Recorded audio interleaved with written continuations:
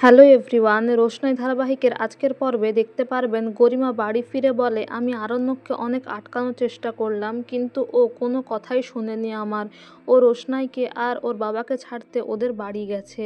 তারপর গরিমা ভেঙে পড়লে জাহ্নবী আর তনুশ্রী তাকে অনেক বোঝানোর চেষ্টা করে, কিন্তু গরিমা বলে এরকম একটা ছেলের সঙ্গে মেলামেশা করা আমার উচিত হয়নি, আর রোশনাইকে বোন হিসেবে আমি মানিও না।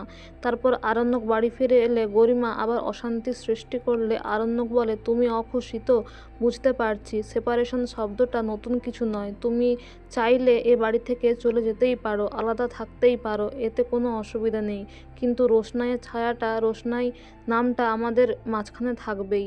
আরণ্যকের বাবা এইসব শুনে বলে, তোমার জন্য এই সংসারটা তছনছ হয়ে যাচ্ছে। আরণ্যক বলে, বাবা, তোমার মতো বাবা যে বাড়িতে আছে সেই সংসার এমনিতেই তছনছ হবে, কারণ তুমি কোর্টে মিথ্যেকে সত্যি বলে চালনা করতে চাইছো, আর এই বাড়িতে প্রত্যেকটা লোক একটা সত্যিকে চাপা দেওয়ার জন্য 10টা মিথ্যে বলে, তাহলে সেই বাবাকে আমি আর কি বলতে পারি। আর এদিকে সুরঙ্গমা নকল রঞ্জন প্রসাদের সঙ্গে দেখা করতে আসে আর তাকে রিকোয়েস্ট করে বাঁচার একটা উপায় তাকে বলতে বলে। সুরঙ্গমা ব্ল্যাকমেলও করে যে আমি ফেঁসে গেলে আপনিও কিন্তু বাঁচতে পারবেন না।